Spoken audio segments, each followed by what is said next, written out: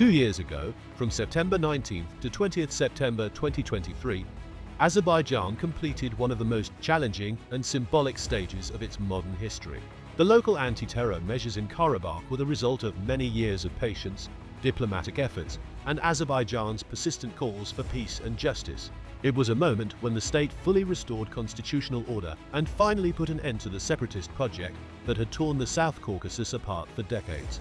The brilliant victory in the 44-day patriotic war of 2020 returned the occupied lands to Azerbaijan, but it also presented the country with new challenges.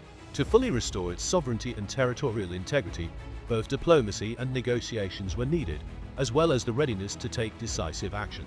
Instead of fulfilling its obligations under the trilateral statement of 10 November 2020, Armenia continued to support the Karabakh separatist regime. Armed formations remained on the territory of Azerbaijan, and weapons and ammunition were freely transported into Karabakh. During this period, external actors interested in maintaining chaos in the region also became more active. All of this led to the launch of a protest on 12 December 2022 by Azerbaijani environmental activists on the Lachin-Konkendi road. They demanded an end to the illegal exploitation of the Gizilbulag gold deposit and the Demirli copper molybdenum deposit. The protest also highlighted the issue of the inaction of the Russian peacekeepers, who were ignoring the terms of the agreements and preventing the Azerbaijani side from conducting monitoring on the ground. Alongside environmental concerns, the activists also raised broader security issues. It became clear that the Lachin Road was being used by Armenian separatists and their patrons not for humanitarian purposes, but for the transportation of weapons. At the same time, the leadership of the separatist regime in Azerbaijan's Karabakh region, along with its backers, began constructing an information narrative about a so-called blockade. However, these claims were quickly debunked by facts. Videos and photos shared on social media showed an abundance of food, lavish feasts held by residents of Armenian ethnicity living in the area at the time, and warehouses filled to the brim. The false narrative of starvation turned out to be part of a geopolitical game in which French lobbyists and groups affiliated with Ruben Vardanyan played an active role. It was no coincidence that provocations intensified during this period. Shelling became more frequent, and new landmines were planted, clear evidence that the separatists were continuing to receive weapons. Figures such as the head of the Russian peacekeeping contingent, Andrei Volkov, who were involved in murky business schemes, benefited from the continuation of chaos. The situation served as a reminder that Karabakh had turned into a geopolitical foothold and a hub of shadow economy.